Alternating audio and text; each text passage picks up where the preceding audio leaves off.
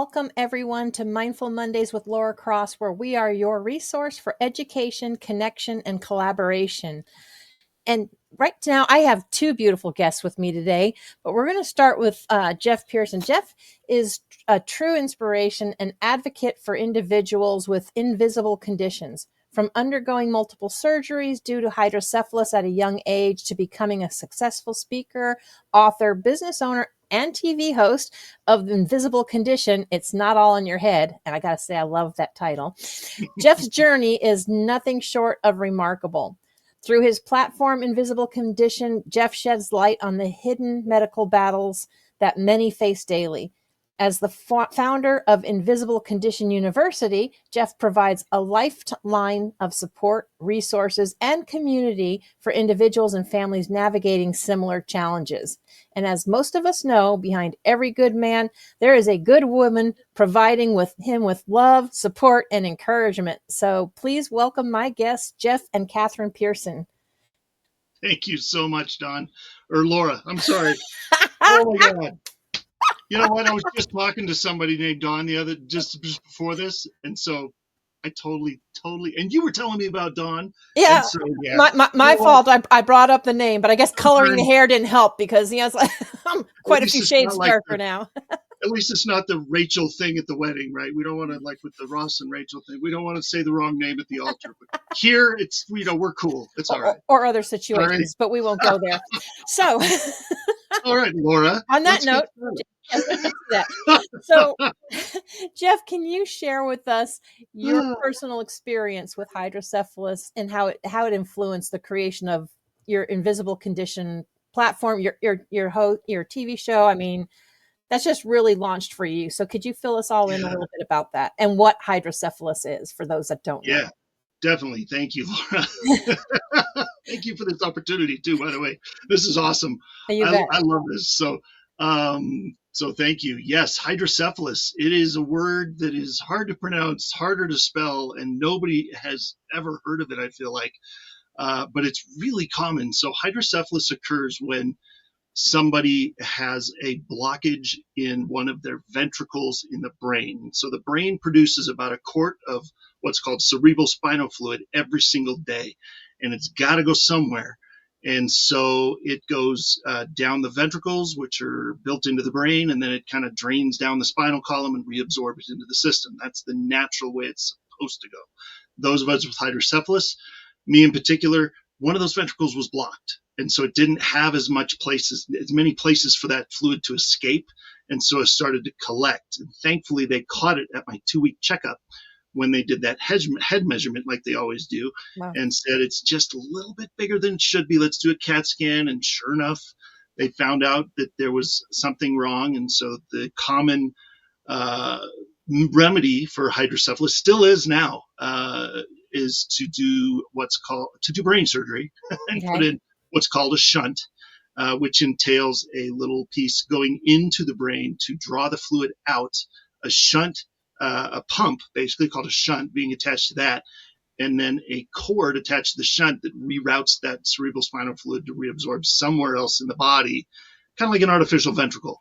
It's amazing. I don't remember who came up with it, but it's a brilliant invention. They've kind of revamped it and updated it over the years, but it's a great way to do it, and that's saved my life at 2 weeks old. So okay, so first question is the I believe you said it was the MRI that they did, or is it a CAT scan that they did a CT for that one? Yes. Is that the only way or the best way to identify it, whether you have it or not, besides the measurement? I mean, the measurement led to it, but how do they really confirm? I mean, so for me, they confirmed it with a CT scan, a CAT scan, but depending, and there's different types of shunts. And some of them have different types of materials in it, and depending on what type of shunt you have and what kind of materials are in it, and sometimes it's more appropriate to do an MRI, sometimes it's more appropriate to do a CT. Just depends on the type of shunt you have. For me, CT has been pretty typical. I've done plenty of MRIs. I've had 4, 5, 6 different types of shunts over the years, though, too. So yeah. But as far as diagnosis, yes, it's most commonly a CAT scan. I'm sorry. Yes. Yep. Okay. Yeah. No, you're perfectly fine. Diagnosis, To me, that has to be, or at least for me, I can say that would be really scary and kind of horrifying, having someone mess with my brain. I can take a lot of things or a lot of surgeries if they come up, but the brain and the heart, that's a little Yeah, scarier. it can be a little dicey. Yeah, the brain, it doesn't like to be messed with. So every time you have surgery in there, it can present, you wake up and go, okay, what happened this time? What kind of side effects are we going to get to, account for this surgery? So it just kind of depends. You roll the dice and see what happens. Yeah. So, But yeah. hey, he's still alive. After multiple surgeries, not Right? just Yeah, we still are. That's the Yeah. benefit of brain surgery. Better than the alternative, right? Oh, that is. How many have you had now, Jeff? 7 total. I've had about 7 total. 15 surgeries as a result of the hydrocephalus, but 7 of them, only 7 brain surgeries. So, Only 7. yeah. Is there any chance that you may have to go through more in the future? Is it kind of an ongoing thing, or you don't know? It just Yeah, it's kind of an ongoing thing. I mean, it's an ongoing possibility. I mean, I had one at 2 weeks old initially. I had one at about 6 months old. I had one at 18, and then I had a nice long break for about 18 years, and then I've had 4 since 2014. So it's just a matter of the functionality of the shunt holding up, and these last 10 years it's just been a little more frequent. So who knows? I mean, we hope I never have to have one ever the rest of my life, but right. It's just kind of a thing. You never know. And Possibility. speaking of hope, I believe you have Hydro with Hope. Yes. So, Hydro with Hope is our nonprofit that we created to help people that are going through this crazy process of, holy smokes, my kid's going to have what kind of surgery, and because I would have loved to have been a fly on the wall listening to my parents react to, me, a 2-week-old, saying, oh, sorry, we're going to have to do brain surgery first. Then you can take them home. So, Hydro with Hope is there to provide practical resources to help parents and families deal with this kind of news and this kind of like life that you now have ahead of you. Yeah. So, yeah. And you said 2 weeks. So is that when your first surgery was, when you were 2 weeks old? 2 weeks old, first brain surgery. Wow. Yep. So, right. So probably in a natal ICU, I would think. I would imagine. Yep. Yeah. Yep. Yeah. The first couple, there was 2 weeks and then 6 months. So those were probably, in the natal. Yeah. Right. For the little people. So would you say that all of this and everything you've been through, and maybe we can't, you're not in your parents' shoes, so obviously you don't know exactly what they're feeling going through, but sure, knowing how horrifying it could be from people, is that kind of what drove you to start Hydro with Hope, your invisible condition? I mean, tell us a little bit about that. Yeah. So Hydro with Hope, we were sitting in a doctor's in an office in 2018, waiting for the neurosurgeon to come in. That was one of my surgeries was in March of 18, and like a month later, we came for a CAT scan and a follow up. Yeah. And so we were sitting there and just listening and just kind of sitting there waiting for the doc to come in. And of course, the walls are nice and thin in those offices, and so we kind of could hear what was going on in the next room. We couldn't hear the words, but we could hear the tone of the conversation, and it didn't sound great. Yeah. And so I thought, man, I wonder, like it flashed me back to my parents, at 2 weeks old for me, and saying, man, I wonder if we could, I wonder if they're getting that news, I wonder if we could help families like that, that are getting hit between the eyes like that with all this crazy news. As a parent, to hear the news of, hey, your newborn or your tiny little child is going to have to go through brain surgery, it would be devastating, collapsing almost. Yeah. So it was very motivating to say, how can we support families, couples, parents that are going through the same challenge of learning that, their small, vulnerable little child is going to have this very serious surgery. So we want to come alongside those families in a practical way. Yeah. And that kind of brings up another question, because you guys are parents, correct? Mm-hmm. Yeah. Yes. Okay. So is hydrocephalus, is that genetic at all? Is that something you needed to be concerned about, or no? Well, So yeah. we were at first, maybe. Okay. When we were pregnant with our first kiddo, we did let the medical professionals know, hey, this is in Jeff's history, and is there anything that we need to do to account for that? And they did help us to go through some family kind of genetic, looking at all of the different things that are going on in his background, my background, and they really came to, what happened to him is kind of a fluke. So no, you guys should be fine. You shouldn't have to have your kiddos should be fine. So yeah, so fortunately, both, yeah, or both. Why did I say both? We have 3, by the way. Yeah, Sorry. that's okay. All 3 kids are great. Sorry, kids. Just to be clear about that. Yes. Once you get past 2, it's like, yeah, exactly. It all runs together. Yeah. Yeah. We did actually. Our son, when he was a month old, did have to have surgery. Not the same type of surgery, but we did go through a scary point in time where he was not keeping food down, and so we ended up having to take him to the hospital. And so I remember going, oh my gosh, my 1-month-old for us is going to have to go through surgery. Fortunately, I guess it's a surgery that's fairly common, so he went through it just fine. He's totally fine, but I can totally relate to those parents that have to face their kiddo going through a serious surgery. So yeah. So since you are here, Catherine, I got to ask you, because I know Jeff just makes it sound like, oh yes, no problem, I've gone through this. and I love it. That is a great attitude to have. But does it get any easier for you if he has to have another one? Is it? I mean, that's got to be scary for you as well. Yeah. Yes. The first surgery that he had to have was an emergency abdominal surgery, and that was probably the scariest because we had nothing in our marriage for about 14 years. And so that one was the scariest. I found myself sitting in a hospital waiting room by myself going, what's happening?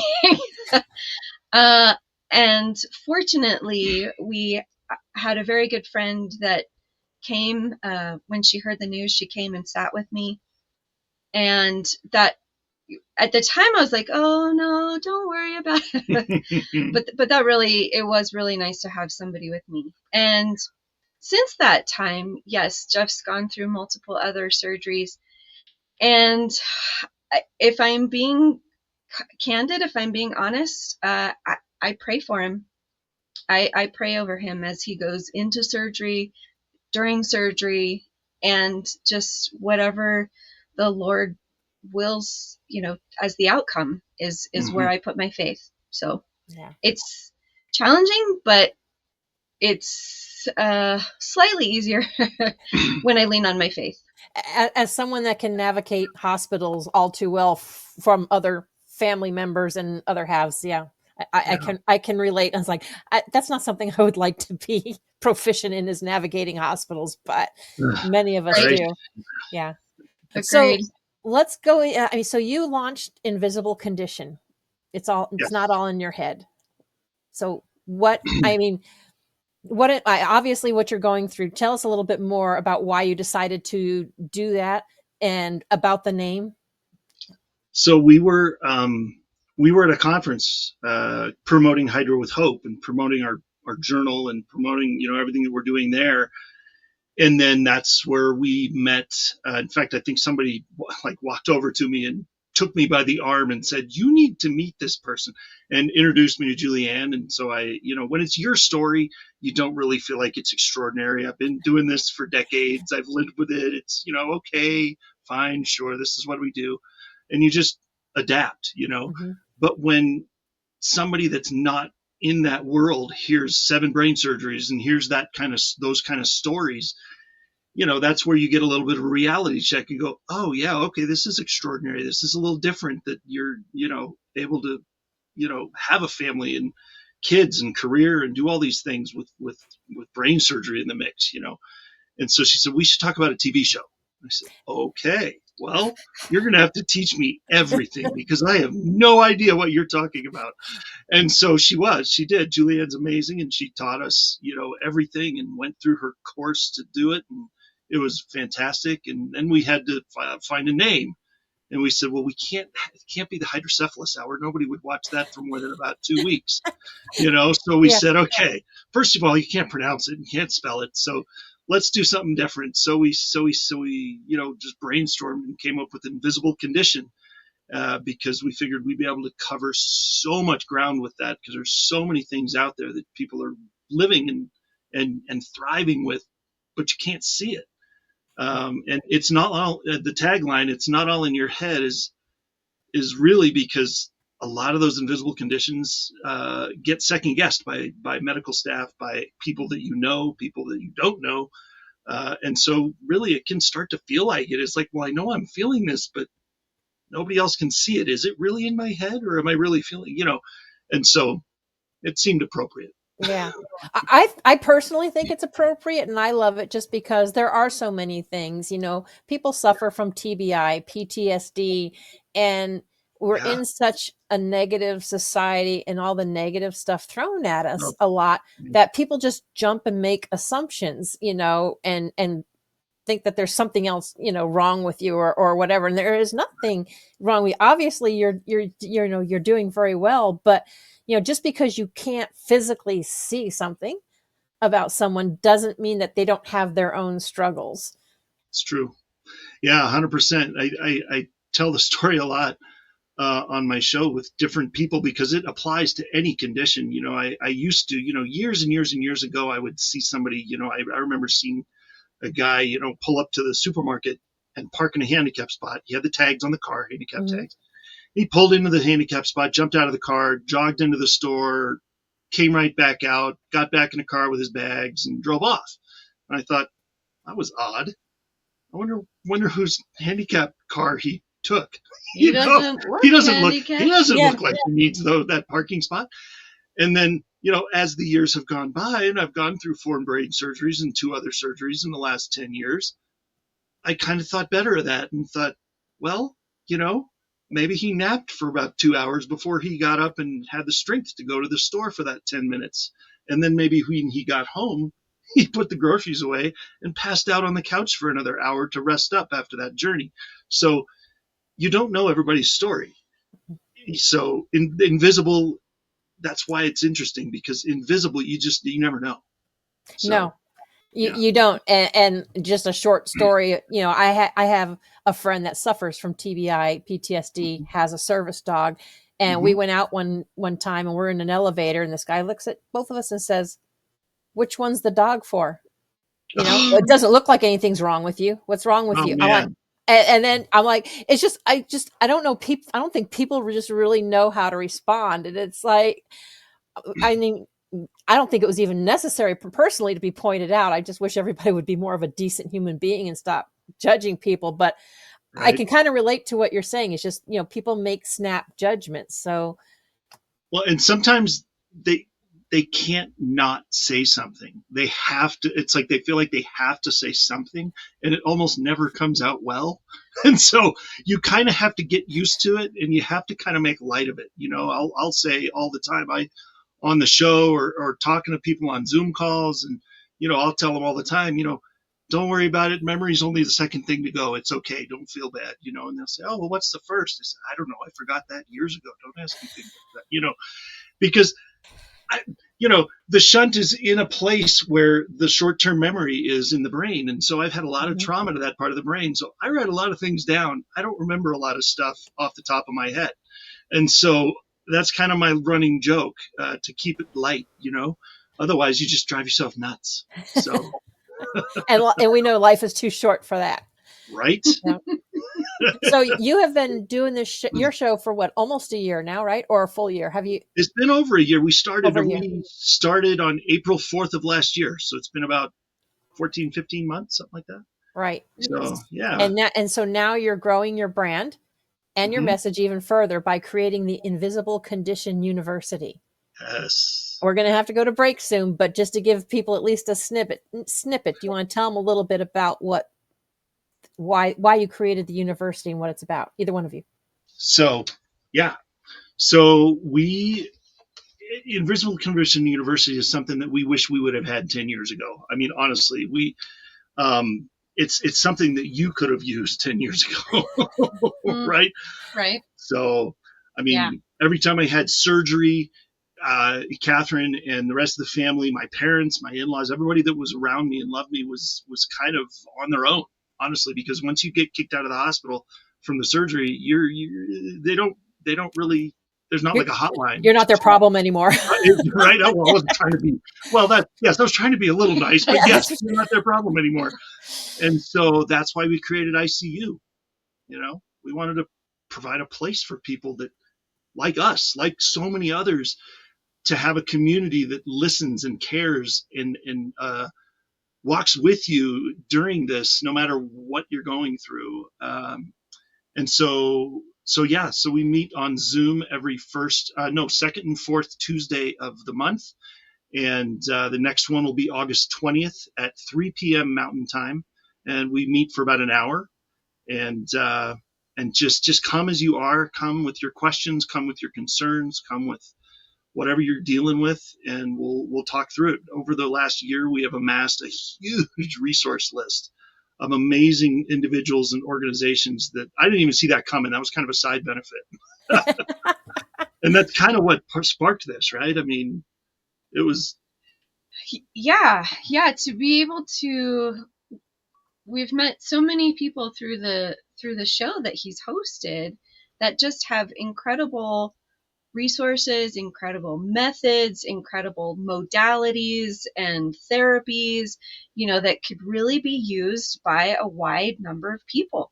So let's share those, let's not keep them to ourselves. Let's see how many people we can help and spread the word about these options that are absolutely available, that didn't feel like they were available right after we got out of the hospitals. Yeah. Right. So we had to hunt for them. We had to peck and hunt and search and try stuff that didn't work and spend a bunch of money that didn't pan out.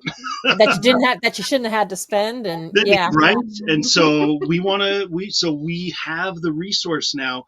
We want to share so that other people can cut through all that and just get the help they need. Okay, and we're going to go into more detail about that, who it serves, what they can expect from the university, as soon as we come back from a word from our sponsors, and we will be right back. Hey, we got soul.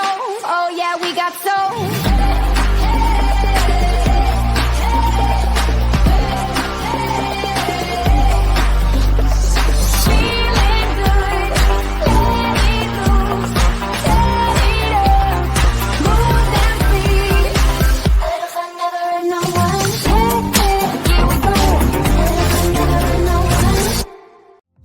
Hey there. Every time someone comes into your business or website and uses their card to pay, a percentage of that gets folded back into the system. But it can go to Hydro with Hope instead. If you'd like your business to support us rather than feed back into the system, scan the QR code and we'll show you how to do that while saving your business money.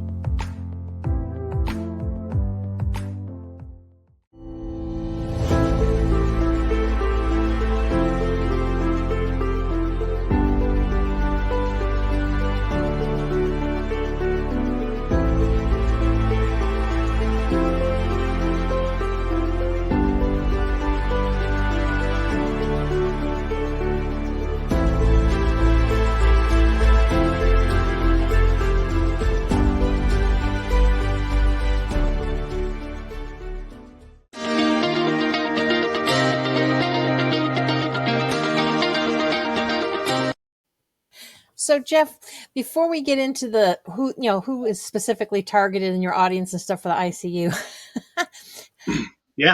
I see you. I mean, was that a thought in your head? I mean, your show's called Invisible Condition. You've created a university, and the acronym happens to be ICU.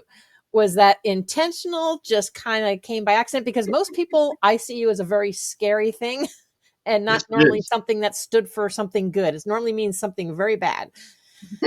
It's not a place that most people want to go. No, not if they're sane. So yeah, usually the intensive care unit is not anywhere anybody wants to go. But Been there a Invisible couple times. Condition People are like, University, I don't want to go there. right?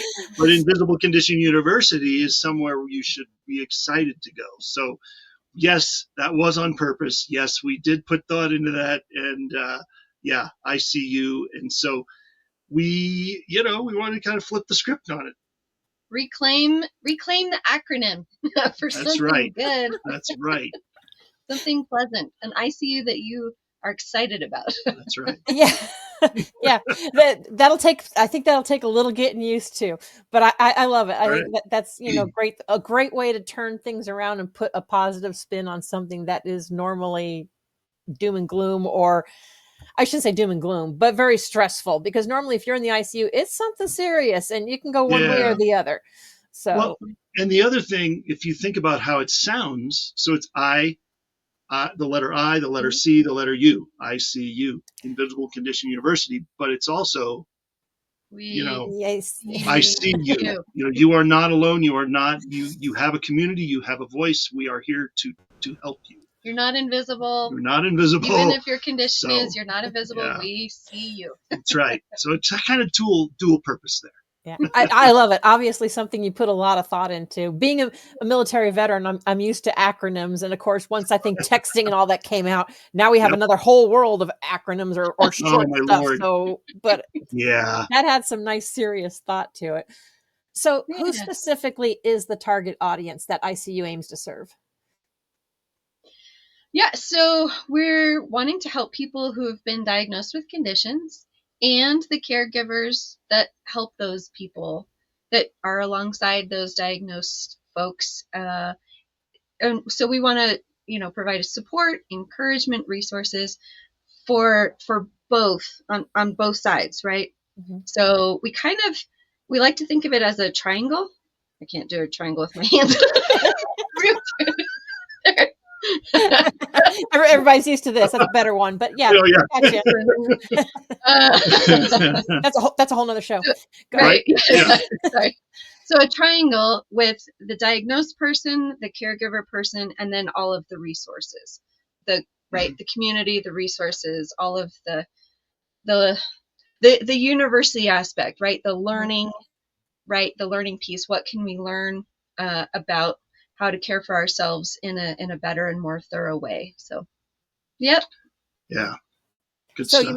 So how would you say it caters to individuals that are facing invisible medical conditions like hydrocephalus? I mean, I know you mentioned you want to go in a little more detail about maybe some of the resources that they're going to be able to find.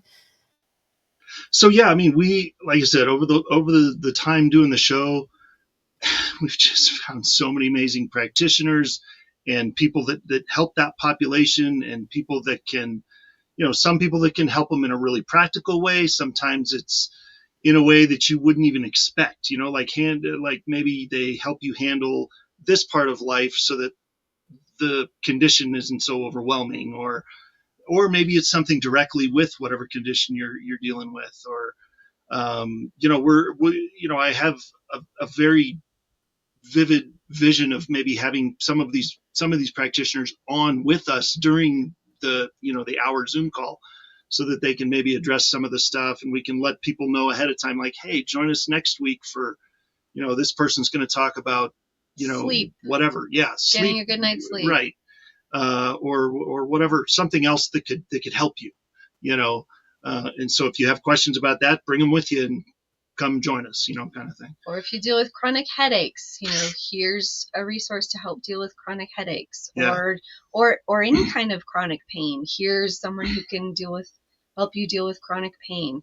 I'm trying to think of some of the other examples of people we know, but so really, you're fostering kind of a sense of community and connection among its members of ICU. Yes, and I imagine probably I could see this happening where as people come and they've been there for weeks and months, maybe coming and getting a lot out of ICU and really enjoying coming back and hearing other people's stories and like, oh, how can we help them?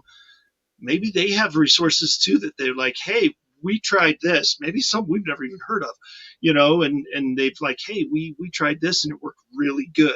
Like we're not going to claim to be, we're no medical professionals. Like we're not going to diagnose anything, fix it, but it's all about resources. We tried a ton of them over the last 10 years. And so we want to save people from having to try so many. Yeah, so. I don't know about anybody else out there, but we got to a point with the medical community, and let me be clear, love the medical community. Wouldn't be here without them. It's absolutely, it has saved Jeff's life. And we would go back for follow-ups, hey, we're still having this issue. He's having headaches. They're chronic. They are migraine level headaches. Mm-hmm. How can you help us? And it got to the point where one of the medical professional was just saying, sorry, guess you'll have to live with headaches. And we were not okay with that answer, but we didn't know where to turn. So it just started a journey of research and learning and seeking, and like Jeff said, spending a few dollars on trying different things. But you invested in yourself and your health. Mm-hmm. Well, and thankfully we did find for that particular, that was back in 2014 after 2 back-to-back brain surgeries within 24 hours and dealing with an infection in the cerebral spinal fluid and all kinds of craziness.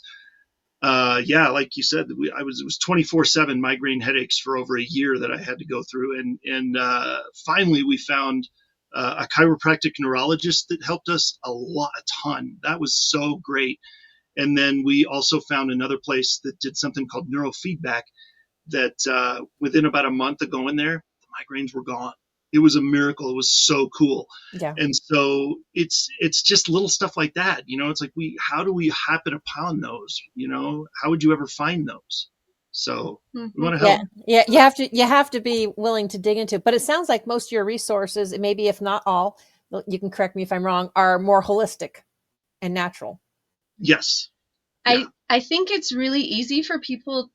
Well, I should be careful about generalizing. It's probably more easy for people to find medical professionals that will help them, right? Because you go to a doctor, they almost always have a referral, go try this other medical doctor and so I feel like those options are easier to find, but it's the holistic, it's the natural alternative resources that are not as easy to find, but can still be very, very useful, impactful. And I like the phrase that you use, Jeff. Do you want to? Yeah, part of me, the holistic world is more whole body. You go the medical route and it's like you need something with your foot, you go to the foot doc. You need something with your hand, you go to the hand doctor. You need something with your brain, you go to the brain doctor. And they all might give you a medication and you don't know if they're all going to jive together, or they might have side effects. And, so when you go somewhere that's holistic, it's usually treating the whole body in some way. And so it's accounting for everything. And so I tell people all the time, traditional Western medicine and hospitals and surgeons and doctors kept me alive.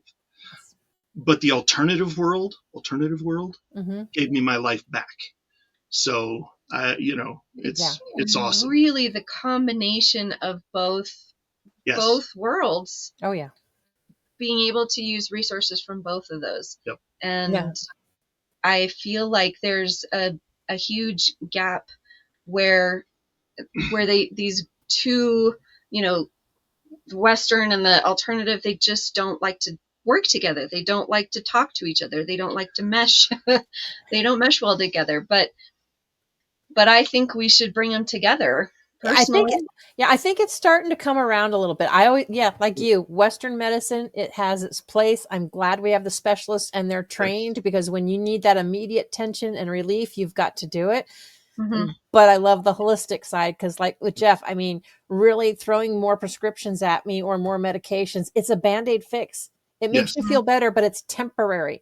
Unless Mm-hmm. you fix with what's in you and what's going wrong, you're Yeah. going to have to constantly need one or the other. And I don't know about you all, but you start listening to those commercials and blah, blah, blah, blah, blah, they rattle it off so fast. These are the side effects. I'm like, normally death or something else is there. It's like, no, thanks. I will deal with my condition. I'm good. I don't need that side Right. effect, Yeah. but they Mm-hmm. rattle it off so fast. And it's just, I'm like, read the fine print. There's a lot of I stuff don't out want to. there. That's going to give me nightmares. No, yeah. So it should be both, honestly. And there are organizations popping up all over the place. In fact, I'm going to be speaking at one later this year, and that is their focus. Their whole focus is bringing together holistic practitioners and the medical world, and helping them to work together to benefit the patient. And so they're coming. They're coming back. More common now, which is nice. So Yeah. So how would you say does ICU play a role in empowering individuals to take charge of their lives despite their invisible conditions? I think that's the main thing, is helping them to advocate, giving them ideas and saying, look, just ask. ASK to GET. You never know. You can't get if you don't ask. And so if you stay silent in your medical appointment, you're just going to go home frustrated and probably on a couple more drugs. But if you ask and say, look, I heard about this. Do you know anybody that can help me? Or, go online and research it, or go on forums and pages online that deal with that kind of stuff. Do your own research, be your own best advocate, Yeah.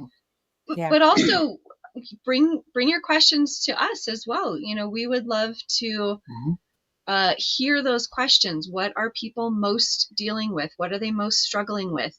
And what sort of resources can we help you connect with, in order for you to, the word you used, Laura, to be empowered to seek out what will help you to feel better. Maybe it's chiropractic, maybe it's neurofeedback, maybe it's acupuncture, maybe it's breath work, maybe it's a good night's sleep. Who knows? We probably could all use that, but right.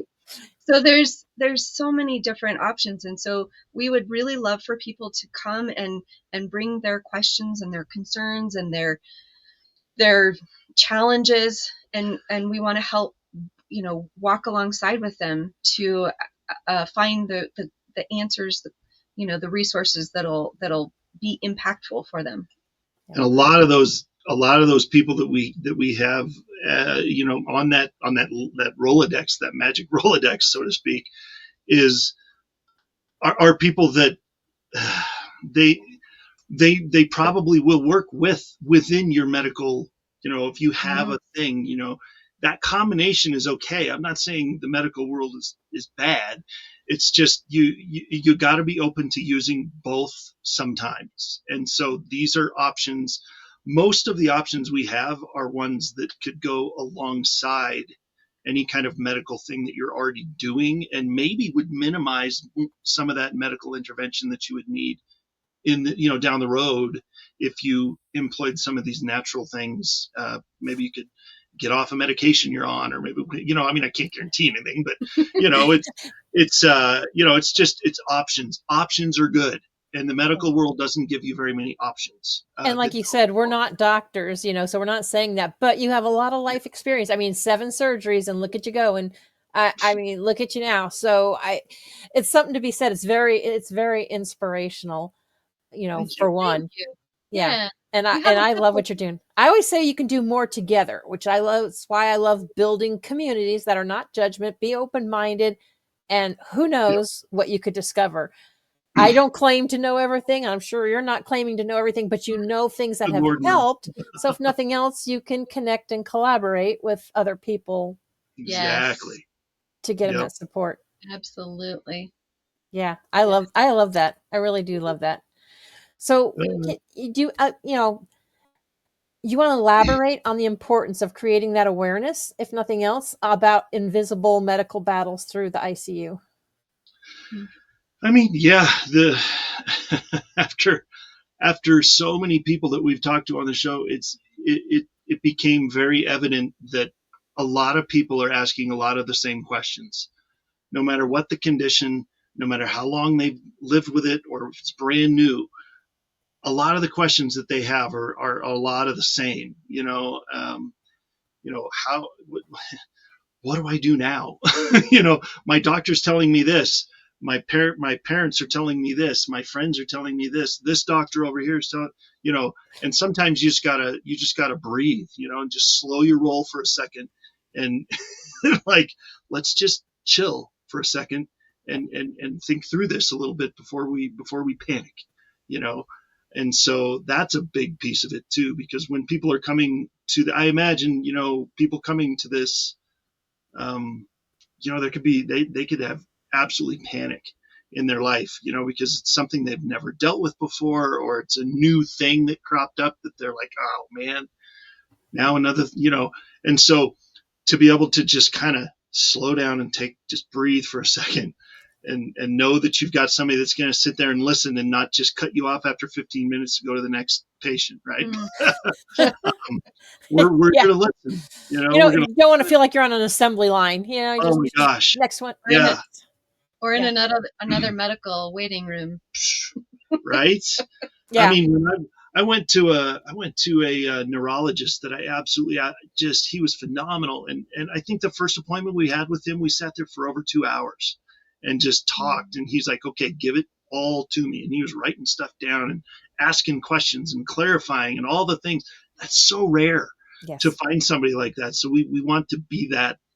We want to be that voice. We want to be that listening ear, and be able to help them in that way. Yeah, because there was another neurologist that we went to that sat with us for 10 minutes and then prescribed a drug that turned out to really mess with Jeff's mental stability. Yeah. And so we were like, okay, we're done with that prescription. We're done with that office. It comes in all forms, they're not all created equal. Right. Medical professionals are not all created equal. Second, third opinions are always good. And of course, we all know that we are all good at giving advice and opinions, whether people want them or not. Maybe good or maybe bad, but ultimately it is up to you. It is your decision because it is your body. And I think sometimes people get so caught up in our system today. Some people call it healthcare. I call it sick care, whatever you want to call it. But you get so caught up in that you lose sight that there's other options. I know I have done it in the past where this one referred you to this, to that, and you're getting thrown more muscle relaxers, more painkillers, whatever. and it's just like, you know what? Once everything stopped, it's like, oh no, chiropractor, acupuncture can fix this. I don't need that because all it did was mask it. So. Right? Exactly. Most traditional Western medicine, not all, not throw them under the bus, most traditional Western medicine treat a symptom. They do not go after the root cause usually. And I've found that the more holistic functional medicine type of end of things are more interested in the actual root cause. They want to work themselves out of a job. Is what they want to do. They want to help you feel better so that you don't experience the symptoms. So I feel like those are two very different views. Yeah. Oh, there's lots of different perspectives. I know a couple others, but we ain't even gonna go there. So ICU. So let's talk, because most universities, memberships, anything like that, normally has a cost to it. What can people expect for ICU? Yeah. So we created, if you go to myfreegiftfromjeff.com, that's myfreegiftfromjeff.com. QR code up in the corner. Nice. One of the corners. Or scan the QR code. It's much easier. Yeah. And that will lead you to a quick sign-in page, and allow you to get your first 30 days free with us. And then after that first 30 days, we know you're going to love it. So the monthly cost is only $17 a month. Wow. Super affordable. Right. Anybody that goes to Starbucks more than once a week should be able to do it just easily. No problem. It's a little less than a university education, just a little. Just a little. Yeah, I got you. I know someone mentioned Starbucks the other day. I'm like, yeah, well, it's not $4 anymore. It ain't even $5. I've seen my friends' frou coffees. It's $9-10 now. So oh my gosh, right now, 3 times a month and you're at $17 or more. So yeah. You could go there twice and already has you beat. So yeah. right. Yeah. So it's super low cost, super affordable, and first 30 days free. My free gift from Jeff.com. Absolutely. Or scan that QR code, because that's going to make it a whole lot easier. and we like to make people's life easier, not harder. That's right. Yep. Yeah. So they have resources. You have 2 meetings twice a day. Is there like an open chat for them, like to send you questions? I mean, what all can they expect within the university kind of functionality? Yeah. So the calls will be an hour each, and after each call, the content, the recording, and the transcript will be sent out. And then, yes, absolutely. In between each call, if people have questions, they can email us, reach out, and should I say anytime? Sure. I mean, email won't wake us up at night. Don't worry. It's all right. Don't text me, but you can you can email. You can text me. My phone's on mute until I'm ready to work. So. Right? Yeah. Right. So, yep. Yeah. So email anytime, and if we don't get to responding to a question by email, we can absolutely bring it up within the next call, the next 1 hour call. Yep. So since you're recording the calls, are you going to be building like a library of all the recordings then in ICU, so all your members can access them at any time? Yes. Uh-huh. Yep. Building that out. So yeah. So even if they don't join right away, anytime you join, I mean, we want you to join as quick as you can. Join now, but yeah, yeah. But as we go and as we bring in more and more people, then yes, they will have the access to the recordings all the way back to August 20th, 2024. I think it's awesome, and I look forward to seeing that build, because like you said, you've spent a number of times, a lot of money trying to sort through and figure out what resources. Now, that does not to say that a resource that didn't work for you may not work for someone else. Exactly. But why reinvent the wheel if somebody already lost a ton of money and had a painful experience? If you can help somebody avoid that. And even the same thing that so when I went in 2015, I guess it was, after that year of migraines, and found the neurofeedback, and it completely wiped out those migraines within a month. And I was like, yes, I get my life back. And then I had 2 more brain surgeries after that, one in 18 and one in 21. I went back after the 2021 surgery, and it didn't do a thing. So it's, it just depends. The brain is a very fickle animal, and it does not like to be messed with. And so every time you do, it presents something a little different. And every time it does, it's no guarantee, just like anything else. There's no guarantee that the same thing that worked 5 years ago is going to work this time. But maybe something else will that's new. And that was the case for sure. There was side effects that presented itself with the 2021 brain surgery that I didn't have with any others, and something completely different helped with that. So you never know. So is a migraine or a headache something that you have experienced after every brain surgery, or not all the time?